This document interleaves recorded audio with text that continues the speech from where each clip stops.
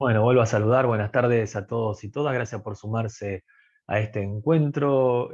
Mi nombre es Sebastián Chum, para quienes no me conocen. Soy doctor en filosofía, graduado por la Universidad de Buenos Aires.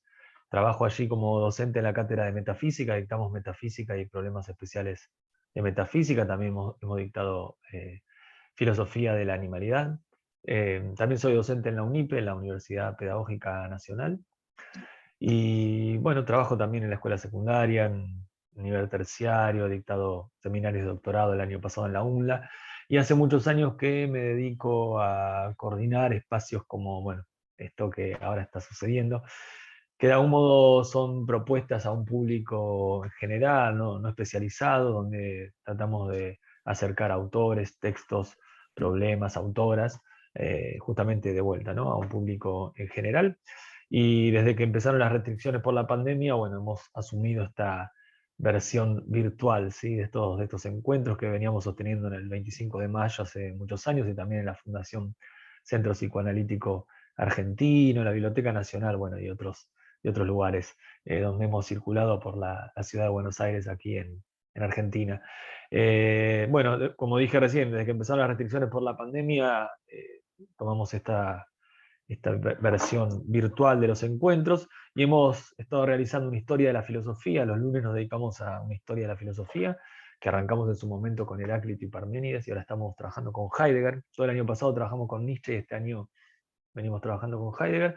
Y los jueves estamos sosteniendo grupos de estudio, donde tratamos de dedicarle 2 meses como mínimo a algún autor, a alguna autora, pero sobre todo a textos, ¿no? Estamos trabajando en textos, y bueno, dedicamos 8 encuentros a leer de manera muy lenta y muy tranquila el texto en cuestión. Ahora estamos trabajando los lunes con Heidegger, estamos viendo justamente la época de la imagen del mundo, y los jueves estamos trabajando en el grupo de estudio Espectros de Marx de Derrida. Si se quieren sumar, quien se quiera sumar, está siempre abierta la invitación, y todos esos espacios quedan luego grabados y se puede acceder de manera asincrónica a todas esas propuestas. Ahí en mi web pueden encontrar un resumen de todos los cursos que venimos sosteniendo y que están disponibles. Así que nada, cualquier cosa me consultan. Bueno, hace también mucho tiempo que trato de sostener estos encuentros mensuales, libres y gratuitos, y siempre trato de, nada, de plantear una propuesta vinculada a lo que estamos haciendo. Y en este caso pareciera ser que Espósito no es un autor que en concreto estemos trabajando, pero la verdad que este texto es un texto que menciono todo el tiempo, lo cito un montón.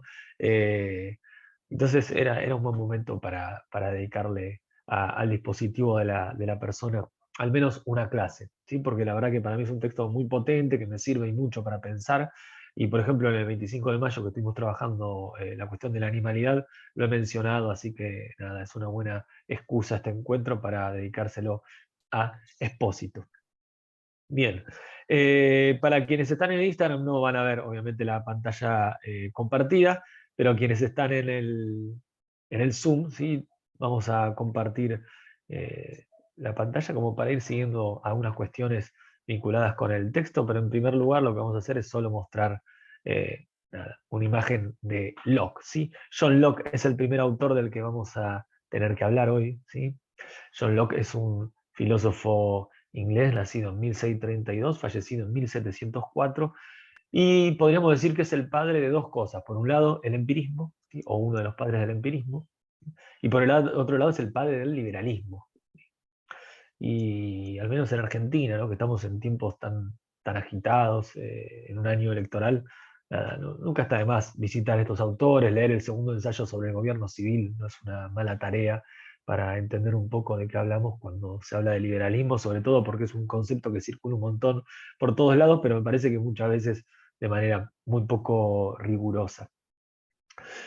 En cuanto a Locke, me va a interesar mencionar lo que se llama su obra El ensayo sobre el entendimiento humano, que es un texto de 1690, ¿sí? 1690, que tiene un capítulo que está dedicado al problema de la identidad, ¿sí? De algún modo lo que se plantea ahí Locke es, che, ¿cómo podemos saber que algo es idéntico a sí mismo?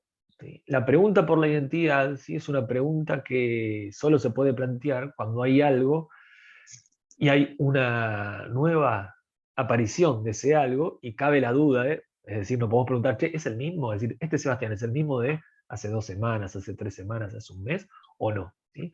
Necesariamente para preguntarlos por la identidad, eso por lo que nos estamos preguntando tiene que haber atravesado por la diferencia, ¿sí? Si no, no tiene sentido. Doy siempre el mismo ejemplo, ¿no? Acá tengo una cartuchera, la muestro para las 2 cámaras.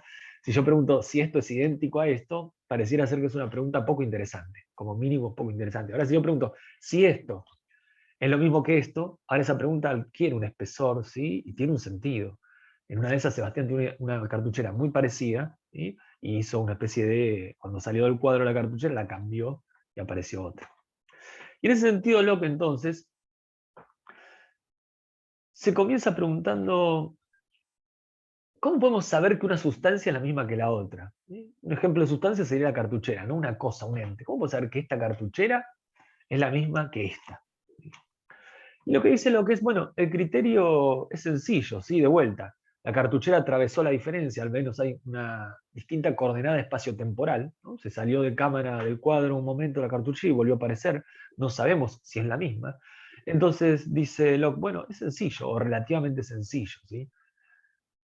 A posteriori podemos saber que A no es B, sino que es A, y basta para llegar a esa certeza con ir a la coordenada espacio-temporal donde esa sustancia fue creada, ¿sí? Imaginemos que esta cartuchera se fabricó el 4 de agosto del 2017, ¿sí? A las 20:30 horas, en una fábrica así de China en particular, ¿sí? Y en una máquina de esa fábrica de China en particular. Ya me olvidé la fecha que dije, pero no importa. Entonces, cuando nos preguntamos si esta cartuchera es la misma que la anterior, bueno, vamos a la coordenada espacio-temporal donde fue creada. Y si resulta que fue el 4 de agosto del 2017 a las 20:30 horas en esa misma máquina de esa misma fábrica de China, ¿sí? Por una cuestión física, sabemos que no pueden haber, vamos a decir, sido creados dos objetos en un mismo espacio y en un mismo tiempo. Por lo tanto, es la misma, ¿sí? De vuelta, la cartuchera atravesó la diferencia, o sea, salió del cuadro y volvió a aparecer. Puede ser que no sea la misma cartuchera, sino que sea otra. ¿Cómo sabemos que es la misma? Vamos a la coordenada espacio-temporal donde fue creada y reconocemos que es la misma coordenada espacio-temporal. Entonces, dice Locke, ahí tenemos el primer criterio, que es el criterio para reconocer la identidad de la sustancia. Una sustancia es la misma que la otra. Algo que en principio parecía ser A y B, reconocemos a posteriori que son A, ¿sí? Son la misma sustancia. Ahora bien, dice Locke, hay algo que hay que tener muy presente, que cuando hablamos, por ejemplo, de los vegetales, dice, se produce un cambio, y se produce un cambio drástico, ¿no? En su composición. Imaginemos que ponemos una semillita, ¿sí? En algún terreno, ¿sí? Ponemos una semilla, volvemos dentro de 30 años y encontramos un árbol, ¿sí? Entonces dice Locke, ¿cómo sé que esa semilla que yo puse ahora es ese árbol? ¿Cómo sé que es el mismo? Y si esa semilla era de mi propiedad, ¿no? Locke es un liberal. Me interesa mucho saber si ese árbol es el mismo, porque yo quiero apropiarme de los frutos de ese árbol y que no se los coma el vecino. Decir, no, no, ese árbol lo planté yo, entonces las paltas que da ese árbol son mías. ¿Sí? Bueno, dice Locke, el criterio es el mismo que el criterio para las sustancias, la coordenada espacio-temporal. Pero no es suficiente esa coordenada espacio-temporal. ¿Y por qué no es suficiente? Claro, porque al mismo tiempo, atómicamente, o en este caso celularmente, cambió completamente ese ser. Entonces dice, ¿cómo sé que esa semilla es la misma que el árbol que encuentro dentro de 30 años? Bueno, además de la coordenada espacio-temporal que nos da el origen, ¿sí? de ese vegetal, tenemos una organización vital. Es decir, los elementos que componen a ese ser están en una relación tal que mantienen lo que llamamos la vida. Si de repente ese árbol yo me canso de tenerlo en mi parque y lo corto, ¿sí? En pedacitos, porque ahora vino el frío, al menos acá en Buenos Aires está haciendo mucho frío, y el gas es caro, entonces digo, bueno, me quiero calefaccionar, corto ese árbol, es decir, rompo esa estructura que lo mantiene con vida, ahora se convierte en leña, dejó de ser el mismo árbol, ¿sí? Entonces, el mismo criterio que la sustancia, y eso se le suma un criterio más que es la organización vital, ¿sí? Esto es lo que me permite reconocer la identidad de los vegetales. Ahora Locke da un paso más y, obviamente, se enfrenta al problema de la animalidad. ¿Cómo sé que un animal es el mismo que ese otro, digo que ese que en apariencia es otro. Bueno, tengo un cachorrito, le pongo Bobby, ¿sí? Luego Bobby se pierde y lo vuelvo a encontrar dentro de 5 años, y ya no es más ese peluche chiquitito que tenía yo en mi casa, sino que ahora es otro. ¿Cómo reconozco que es el mismo que yo perdí hace 5 años? De vuelta, el problema es el de la propiedad privada, ¿no? Porque me lo quiero quedar, quiero recuperarlo. Entonces dice Locke, tenés el primer criterio, que es el criterio de la sustancia, la coordenada espacio-temporal. Eso es un primer criterio que hay que tener en cuenta. Es decir, ¿dónde nació Bobby y dónde nació este otro que aparenta ser Bobby, pero no sabemos si es Bobby, ¿no? Está atravesando la diferencia, por lo tanto, cabe preguntarse si es el mismo. Segundo criterio, la organización vital. Ese que era tu cachorrito hace 5 años y este otro, bueno, sostienen una misma organización vital, están con vida. Si de repente Bobby tiene un accidente y deja de mantener esa organización vital, claramente ya no es el mismo que vos tuviste hace 5 años. Pero a esto Locke le suma un criterio, ¿sí? Porque hasta ahora esos dos criterios son los que comparte con el vegetal, el animal. Y ese tercer criterio es el movimiento interno, dice Locke. El girasol se mueve, claro, pero se mueve justamente orientado por la luz solar. A veces los vegetales se mueven por el viento, ¿no? Es decir, el vegetal tiene un movimiento, sí, pero ese movimiento está determinado por un otro y un otro exterior. En el caso del animal, ¿sí? Hay un movimiento espontáneo, autogenerado, ¿sí?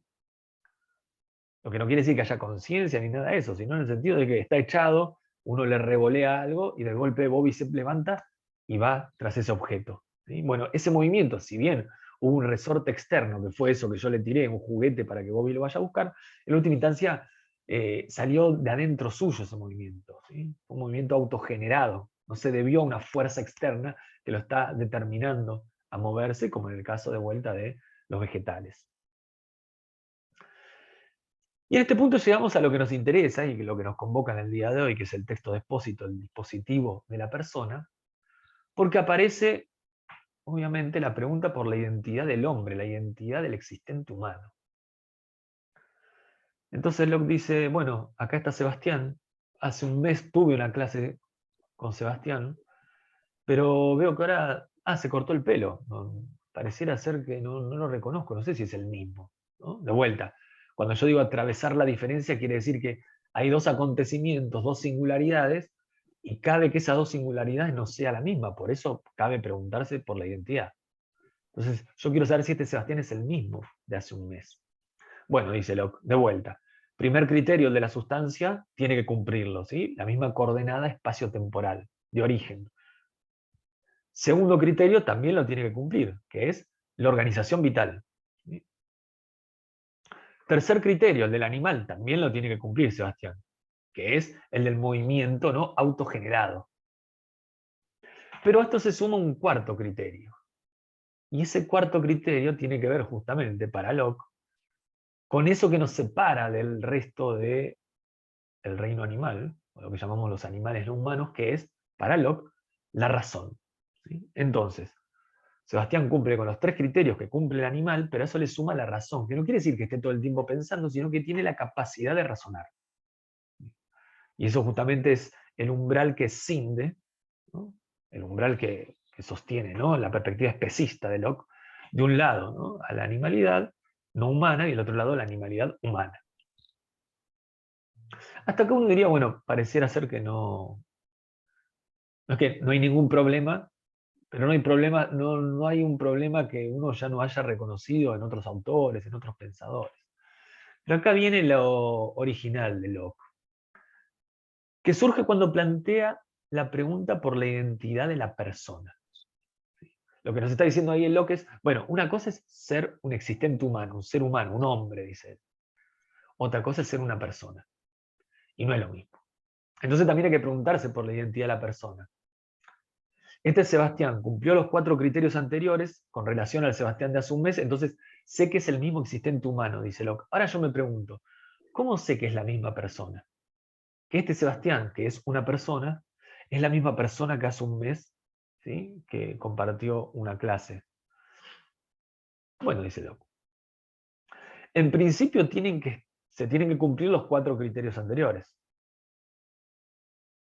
Coordenada espacio-temporal, origen compartido, ¿sí? El mismo origen, organización vital, movimiento interno y razón. Ahora, el quinto criterio, que es el propio de la persona, pareciera ser que no viene a sumarse a esos 4 criterios, y ahora vamos a ver por qué. ¿Qué es lo que garantiza que Sebastián es la misma persona que hace un mes? Para Locke es la conciencia. Es otra forma de llamar a la memoria. Vamos a decirlo así. Si Sebastián, este Sebastián, ¿sí?, se acuerda, recuerda, tiene en su memoria la clase que compartimos hace un mes, quiere decir que es la misma persona. Si Sebastián no recuerda la clase que compartimos hace un mes, era el mismo existente humano, pero no era la misma persona. ¿Sí? De vuelta, lo que garantiza la identidad personal es la conciencia, es la memoria, el flujo constante de conciencia. Entonces, si existiera la posibilidad del olvido absoluto, dice Locke, eso que quedó en el olvido de manera radical e irrecuperable no es parte de esta persona. ¿Sí? Entonces, dice Locke, esa conciencia, ese flujo de conciencia está siempre asociado a un hombre, a un existente humano. Pero puede pasar, dice Locke, que de repente Sebastián recuerde lo que desayunó, vamos a poner un nombre propio para que resuene, Messi. Yo recuerdo mi desayuno, pero recuerdo lo que desayunó Messi.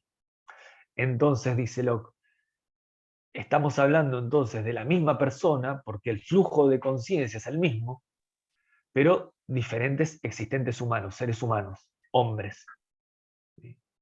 Entonces, el flujo de conciencia que ahora se apropia del cuerpo de Sebastián y de esos 4 atributos anteriores, esas 4 condiciones que cumple Sebastián como existente humano, también se apropió esta mañana del cuerpo y de esas 4 condiciones que cumplía Messi.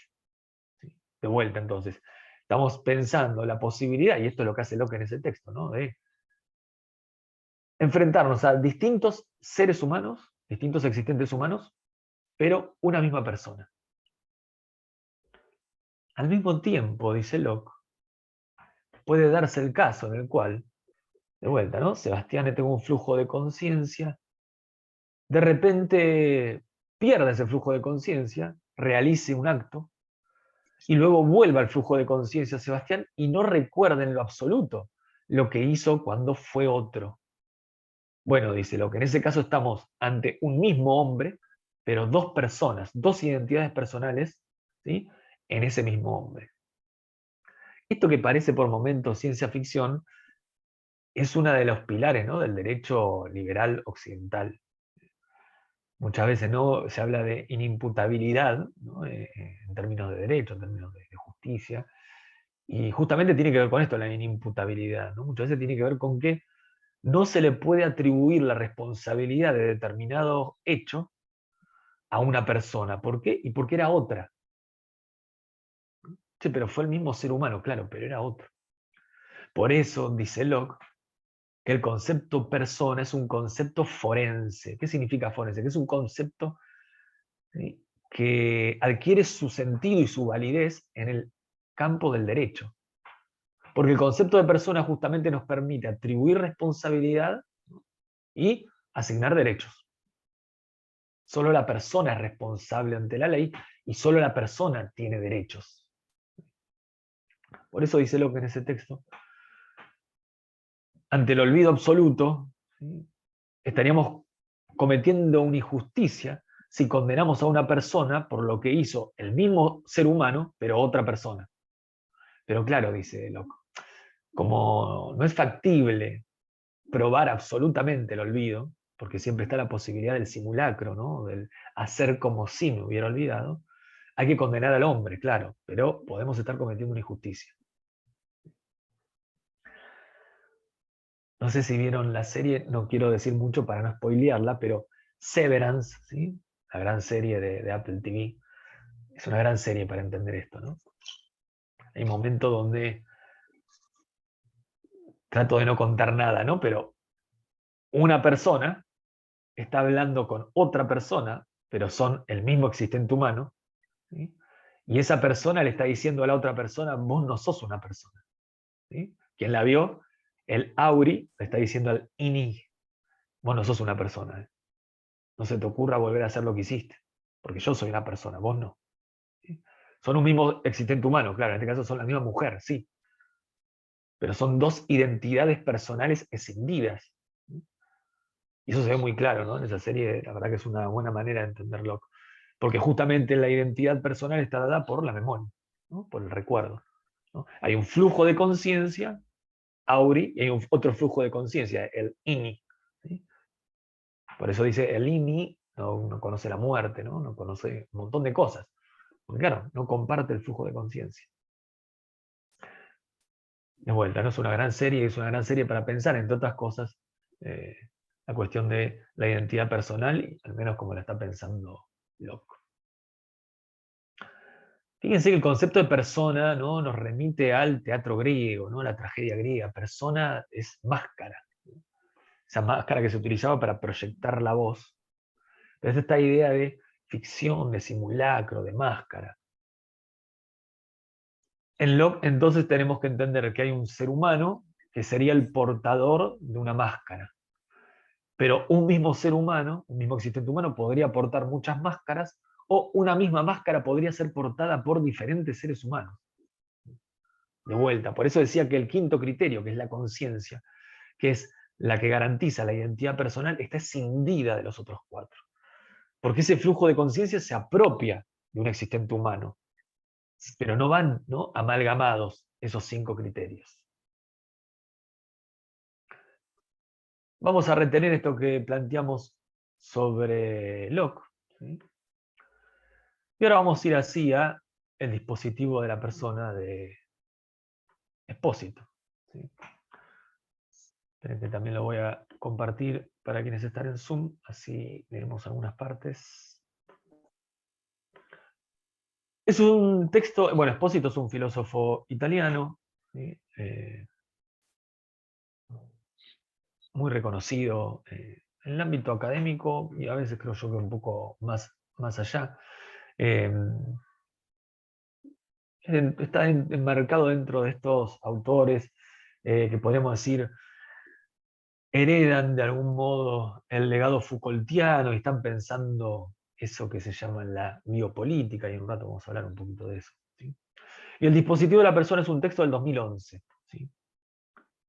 Vamos a dejar ahí, está compartida la pantalla para quienes están en el Zoom. Bien, es un texto del 2011 que consta de dos textos, ¿sí? Son dos los textos que conforman este libro.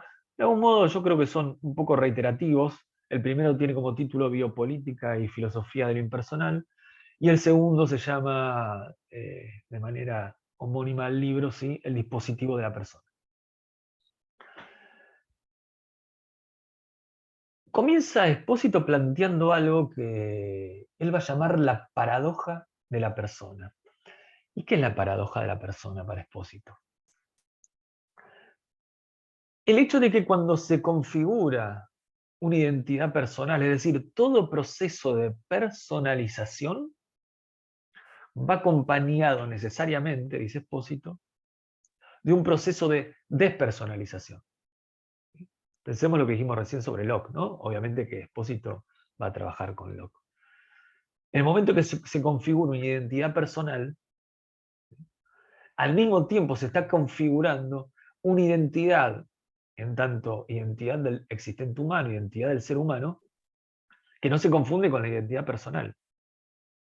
Es como si dijéramos, Locke está habilitando la posibilidad de pensar en un existente humano que no sea una persona, porque está escindiendo la identidad del ser humano de la identidad de la persona. Y eso, dice Locke, es justamente la paradoja de la persona. El concepto de persona implica esa dinámica que despersonaliza a un otro en el mismo momento en que se está personalizando a un mismo, a una identidad. Espósito dice que el concepto de persona tiene una triple matriz, que es teológica, jurídica y filosófica, Y él suma una cuarta, que es la histórica, que le va a interesar y mucho en este texto. Entonces, en esa reconstrucción histórica, que vamos a hacer obviamente aquí de manera muy, muy rápida, pero invito a que lean el texto, pues es un texto realmente muy interesante y, digo, y muy relevante para los tiempos que corren, va a señalar que para la modernidad, ¿sí?, esa escisión, esa división entre el existente humano y la persona, entre el ser humano y la persona, se va a proyectar dentro del mismo individuo. En el individuo va a haber una parte que va a ser la parte personal y una parte que va a tener que ver con la mera existencia humana. Esa decisión que es de vuelta entre la identidad del hombre y la identidad de la persona se introyecta y escinde al mismo existente humano en dos. Hay una parte que se corresponde con la persona y hay una parte que se corresponde con la existencia humana que está muy cerca de ese expósito de la animalidad. ¿Qué es lo que hace la modernidad? Obviamente lo que va a privilegiar es la razón. El sujeto ancla en la razón, Descartes, ¿no? El cogito cartesiano, pienso, luego existo. Y la identidad de la persona va a estar garantizada justamente por este flujo constante de conciencia, por la memoria, que es algo, ¿sí?, propio, es una de las capacidades de la razón. Y en ese sentido, dice Espósito, la modernidad va a proyectar esa decisión en términos políticos en esto que se llama la deriva, si quieren, contractualista o naturalista.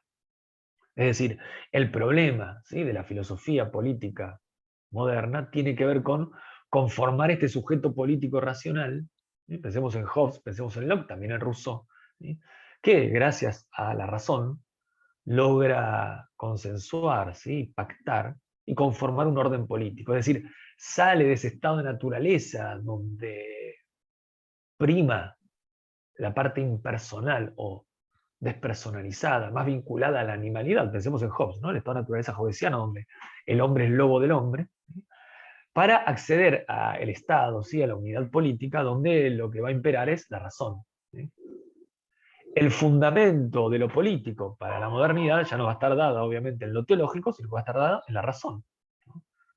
Hay leyes naturales, que son la razón, que de algún modo nos empujan, ¿no?, nos convocan a conformar un orden político, ¿sí?, regido por la instancia soberana, ¿no? Y todo esto lo estoy pensando a partir de Hobbes, que es lo que hace un poco también Espósito en su texto. Entonces, de vuelta, esta decisión entre el hombre y la persona se proyecta en el individuo, escinde en dos al individuo, una parte, si quieren, ligada a la corporalidad, a eso que compartimos con el animal, va a ser lo despersonalizado, y lo personalizado, la identidad personal, va a anclar en la razón, en la conciencia. Ya dice Locke más o menos para el siglo XIX, siglo XVIII, siglo XIX, pero sobre todo ya en el siglo, bien entrado el siglo XIX, se produce, dice, un viraje en esta escisión y en esta jerarquía. Y lo que se empieza a privilegiar, dice Espósito, es el cuerpo. Entonces la política, o el problema de la política, deja de ser, ¿sí?, cómo consensuar, cómo conformar una unidad política sostenida sobre la razón, sobre el consenso, sobre el contrato. Y el problema ahora de la política pasa a ser cómo articular fuerzas que en principio son irracionales, están ligadas a la corporalidad. Bueno, dice Locke, esta deriva biopolítica va a ser la que decante en el nazismo, ¿sí?, en el nacionalsocialismo, como máxima expresión, ¿no?, de esta biopolítica, de esta concepción del existente humano como escindido dos, y de este privilegio al componente somático.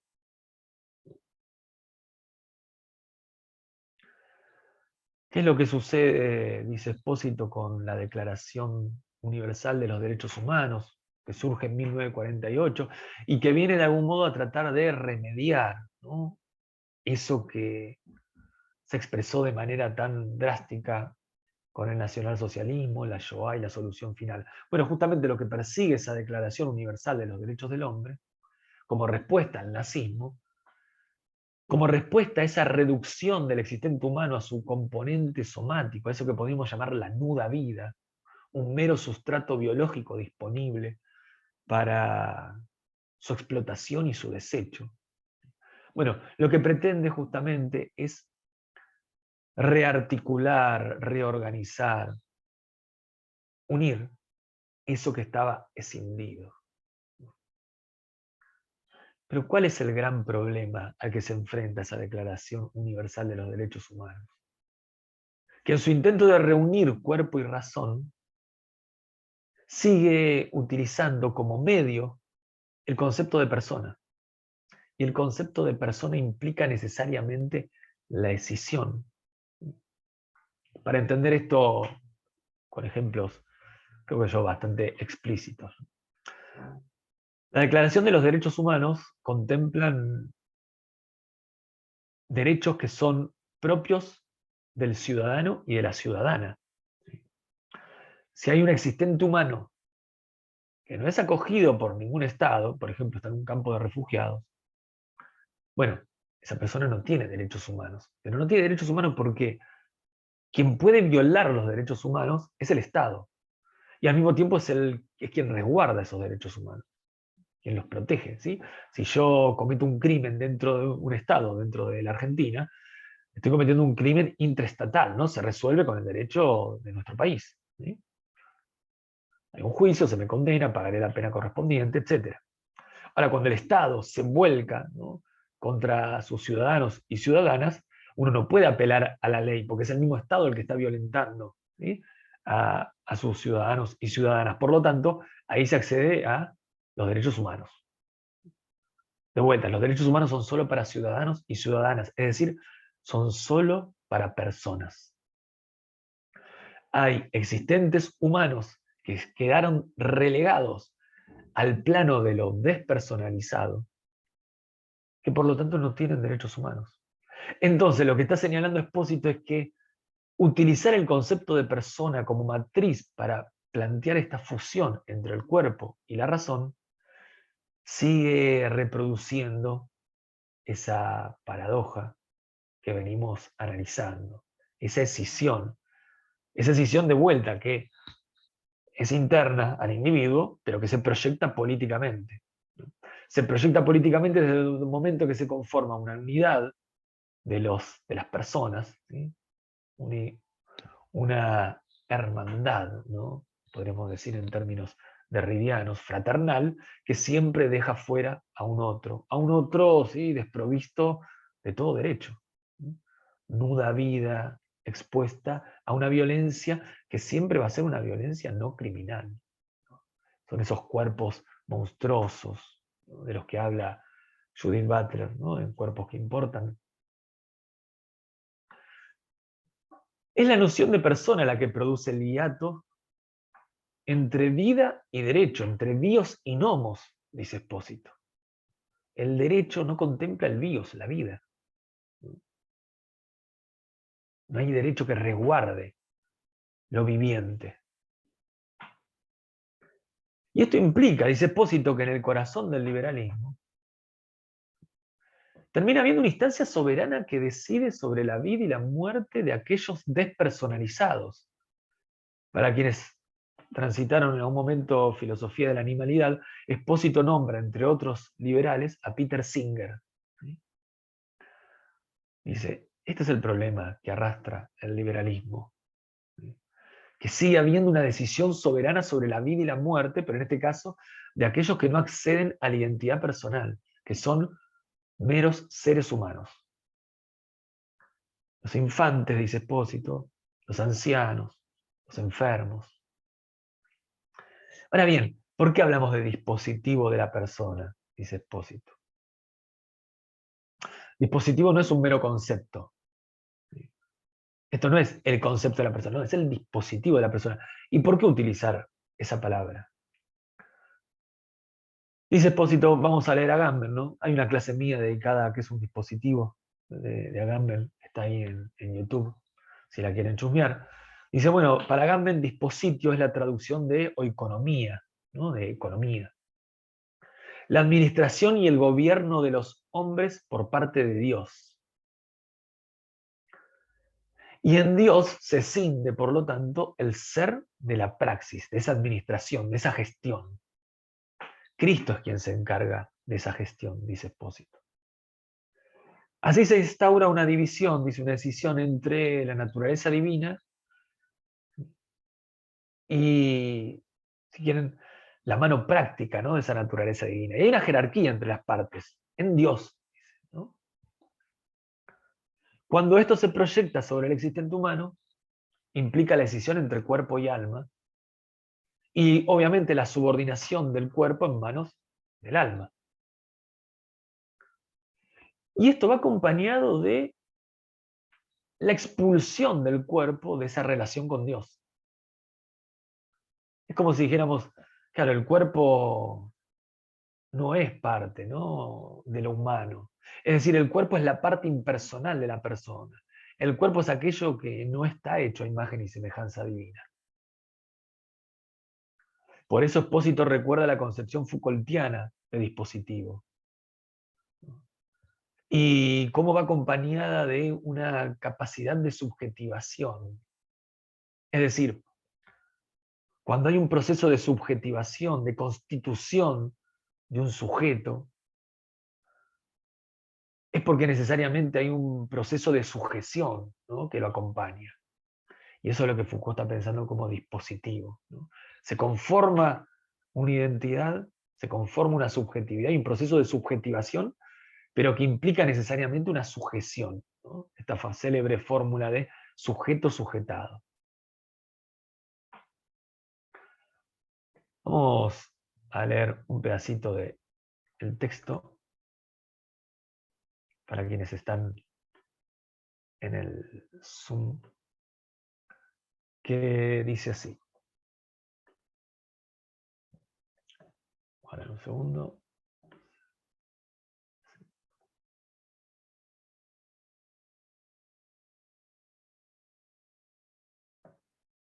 Es esto justamente lo que, al dividir a un ser vivo en dos naturalezas de diferente cualidad, una sometida al dominio de la otra, crea subjetividad a través de un procedimiento de sometimiento o de objetivación.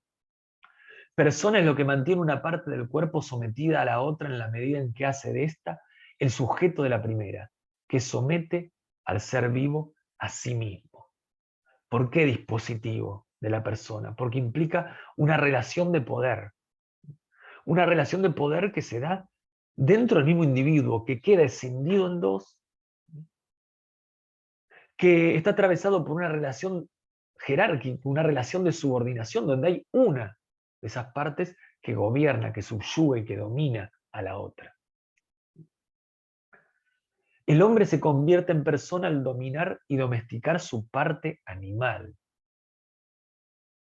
Pero como no todos tienen la misma disposición a la desanimalización, dice Espósito, va a haber necesariamente grados de humanidad. Y por lo tanto, van a estar quienes puedan ser considerados personas y quienes no. De vuelta, dependiendo de esa capacidad de gobernarte a vos mismo o a vos misma, que es, de vuelta, ¿no?, subyugar, dominar, gobernar esa parte no personal que hay en vos, se va a producir una jerarquía, ¿sí?, una diferencia de grados, una escala dentro de la existencia humana. Lo que hace luego Espósito, ¿sí?, recordemos que él había dicho hay un matiz que es el teológico, hay otro que es jurídico, es remitirse al derecho romano, no vamos a recomponer toda esa parte. Ya vimos la parte histórica, la parte filosófica que va a tener entre otros protagonistas a Locke. Pero sí, lo que nos va a interesar del derecho es justamente cómo esta utilización del concepto de persona va a excluir lo no personal. Es decir, como consecuencia inevitable de la inclusión de la persona dentro del campo del derecho, va a haber una exclusión de lo no personal del campo del derecho, y eso va a redundar en una violencia no criminal desplegada contra eso otro despersonalizado. Vamos a leer un pedacito más del texto.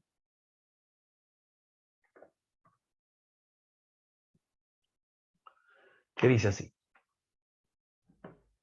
lo marco acá para quienes están en el Zoom. Desde este punto de vista, el mecanismo de personalización no era más que el reverso del de despersonalización y viceversa. No era posible personalizar a unos sino despersonalizando o reificando a otros, empujando a alguien al espacio indefinido situado por debajo de la persona.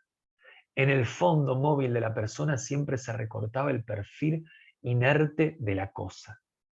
Ese otro despersonalizado, ¿sí?, fuera del campo, ¿sí?, del derecho, es un otro animalizado y reificado. Se convierte en una cosa, en un ente.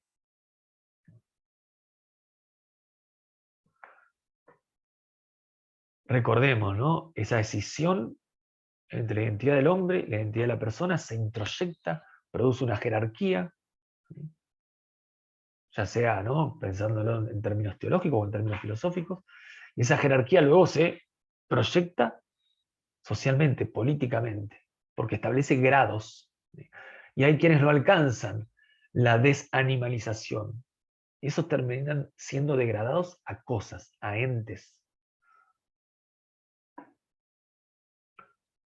La separación formal entre distintos tipos de individuos se proyecta al interior del individuo singular.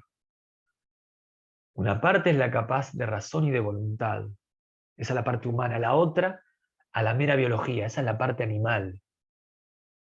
La primera es el sujeto de derecho, la segunda, una propiedad. El propietario del cuerpo dispone de él según su criterio. El cuerpo mismo se convierte en una cosa.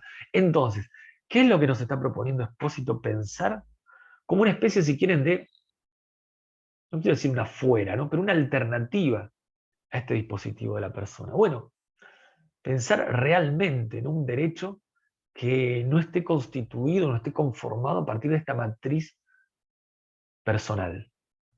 Un derecho que no se construya sobre esta escisión entre el componente somático, entre la nuda vida y la identidad personal. Y en ese sentido, obviamente, Expósito, van a ver que hay muchas páginas que recorren la cuestión de la impersonalidad. En aquellas que están dedicadas a Nietzsche, plantea algo que me parece muy interesante y lo voy a leer a modo de cierre antes de pasar a charlar un poco. Y dice lo siguiente: lo animal, entendido como el elemento al mismo tiempo preindividual y postindividual de la naturaleza humana, no es nuestro pasado ancestral, sino más bien nuestro futuro más rico. ¿Sí? Esto lo plantea Expósito leyendo a Nietzsche, ¿sí?, leyendo los múltiples pasajes de Nietzsche dedicados a la cuestión de la animalidad, para pensar justamente, ¿no?, en, es decir, no, otro derecho posible, pero también otro modo de pensar las identidades, ¿no? Y volvemos al comienzo de la clase. Una identidad que ya no implique la decisión entre sustancia, vegetal, animal, hombre, persona, sino otro modo de conformar las identidades y un modo donde justamente se, en realidad, evidencien esas fronteras lo porosas, los múltiples, los contingentes que son. Y en ese sentido, está diciendo Expósito, lo animal no hay que entenderlo como un pasado prehistórico, ¿sí?, sino que la animalidad no humana quizás sea nuestro futuro más rico. En el sentido de que pensar, ¿no?, la problemática de la animalidad, y algo que venimos trabajando en distintos espacios hace ya un tiempo largo, justamente nos permite hacer temblar, poner en crisis este dispositivo de la persona que hoy es la excusa perfecta para sostener múltiples violencias que se despliegan de manera cotidiana sobre aquellos otros a quienes se les quita justamente el estatus de persona. Bien, le agradezco a quienes están conectados por el Instagram Live haberse sumado a la propuesta. Nos vemos la próxima, y a quienes están en el Zoom, obviamente abrimos ahora un espacio para preguntas, consultas, comentarios, todo lo que quieran compartir.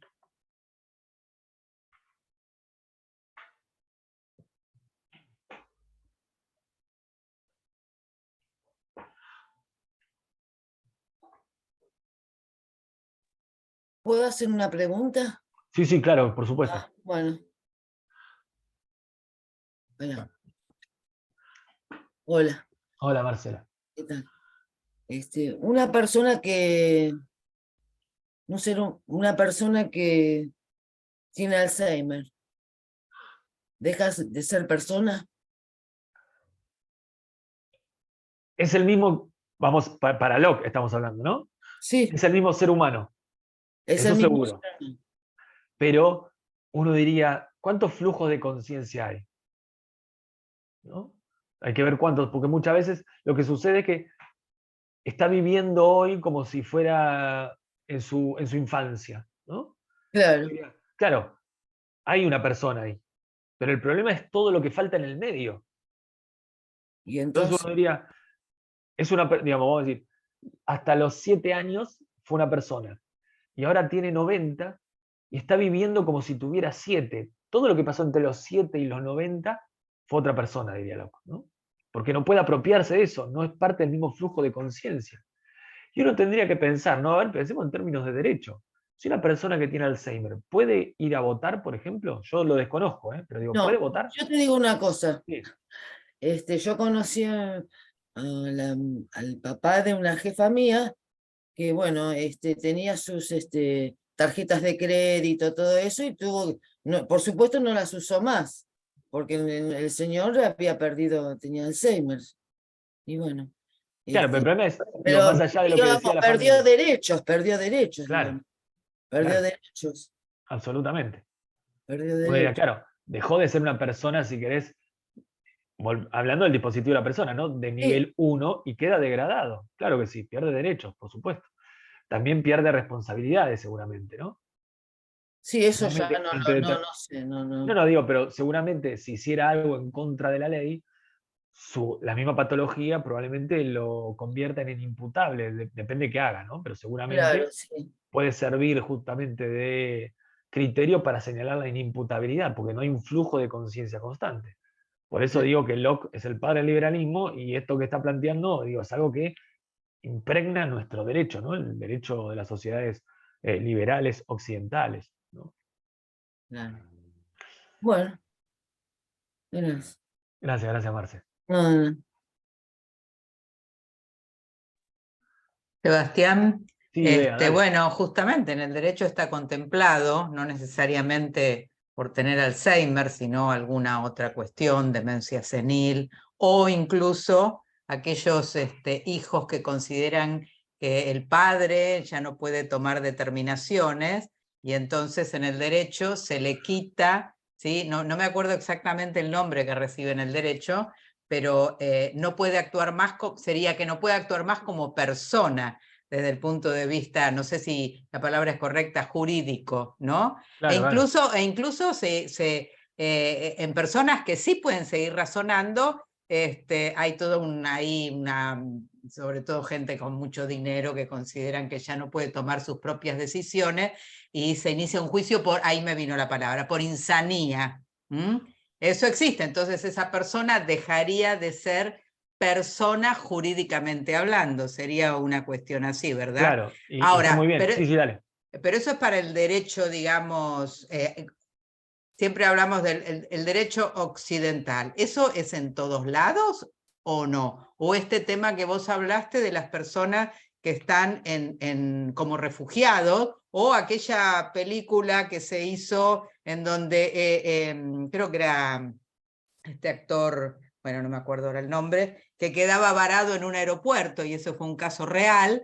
¿Por qué? Porque su país había sido invadido y entonces su pasaporte ya no era válido y dejaba entonces de pertenecer, como sería así, como pertenecer a los que son, entre comillas, legales. Se convierte en un ilegal.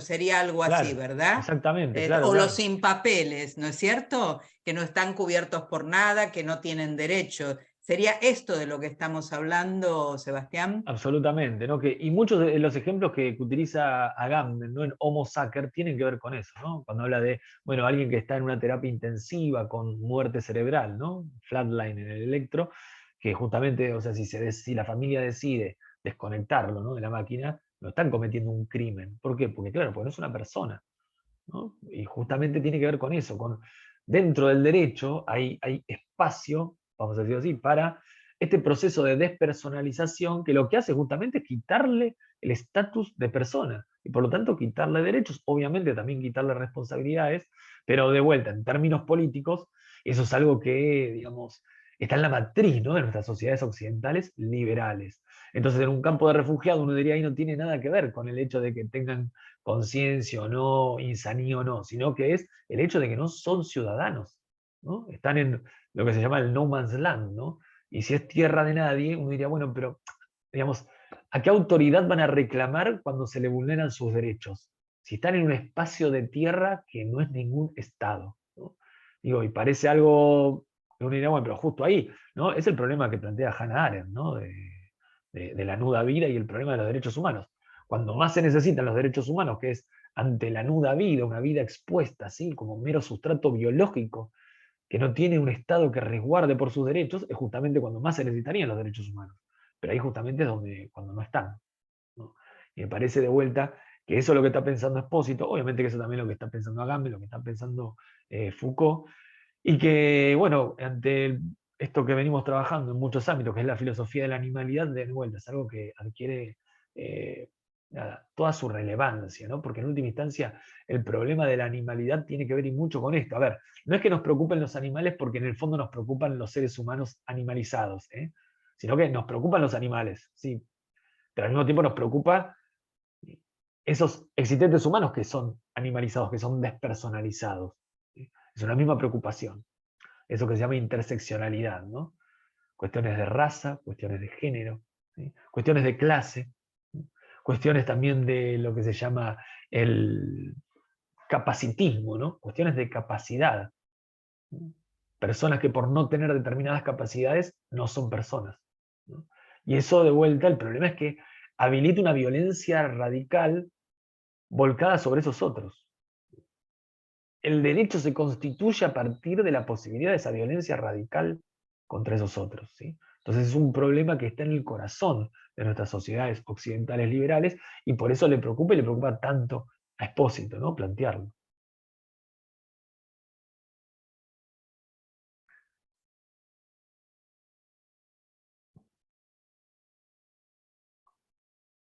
No sé si alguien quiere comentar o preguntar algo más. Yo quería preguntarte justamente por el Luz, te veo que final. estás. Ahí está, ahí te escuchamos, sí, dale. Hola, buenas Hola, hola. tardes. Quería preguntarte por el final que vos planteás y que también lo plantea Espósito en el libro, que está buenísimo. Esto de un derecho que no se construya sobre la escisión entre esa escisión que la misma figura de la persona tiene dentro de sí, ¿no? Y no me puedo imaginar cómo sería cuál es la propuesta concreta, ¿no? No puedo imaginarlo porque está como muy incorporada la noción de persona, de derechos humanos de las personas, ¿no? Uno le ve la parte buena, ¿no? Como una intención, que él también la destaca en el libro, las buenas intenciones, pero a pesar de eso, esta emergencia de la violencia que supone esos tonos, ¿no?, de gris entre no persona y persona, hay como grises. Pero no me puedo imaginar otro derecho que no sea el que tenemos y no sé si hay concretamente alguna propuesta más allá de este libro o de otros autores. No, Sería quizás sin Estado, pensar algo sin... No, claro, o sea, lo que estás planteando es muy legítimo porque justamente, a ver, uno diría, bueno, pero ¿por qué no te lo puedes imaginar? Claro, no te lo puedes imaginar porque nuestras identidades están configuradas a partir del dispositivo de la persona. Nuestros procesos de subjetivación, ¿sí?, están dados gracias a este dispositivo que garantiza al mismo tiempo la sujeción.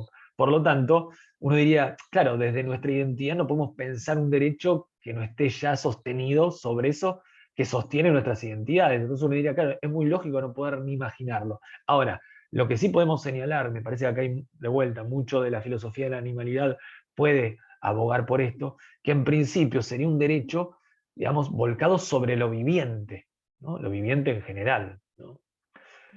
Advirtiendo que lo viviente ya plantea también obviamente una frontera, ¿no? ¿Cuál es la frontera entre lo viviente y lo no viviente? No es que el problema queda reducido a cero, pero al menos es como que lo corremos, el margen o el límite o la frontera la corremos hasta el punto de lo viviente. Y será un debate que justamente motorizará esa auto-hetero de construcción del derecho, en qué consiste la frontera entre, como dice Derrida, la vida y la muerte, ¿no? Si hay una y múltiple, sería la discusión por venir. Pero en principio un derecho que contempla lo viviente, ¿sí? Bueno, ahí habría una forma, ¿no? Por eso todos estos debates, lo nombro de vuelta a Peter Singer porque lo nombró a propósito, ¿no? Por ejemplo, Peter Singer es un bienestarista, ¿no? Dentro de lo que es la filosofía de la animalidad y lo critican desde el lado del abolicionismo, ¿no? Que dicen, no, tiene que haber leyes que prohíban justamente, ¿no? La violencia contra lo viviente, ¿no? Directamente. Y que ya el criterio no sea si siente, si no siente, sino el hecho de lo viviente. Y muchas veces de vuelta al derecho, pienso en el caso de la orangutana Sandra, ¿no? Aquí en el zoológico de la Ciudad de Buenos Aires, la declaró persona no humana, ¿no? De vuelta, uno dirá, pero qué bueno. Claro, sí, es bueno, sí, pero sigue dentro del dispositivo de la persona, ¿sí?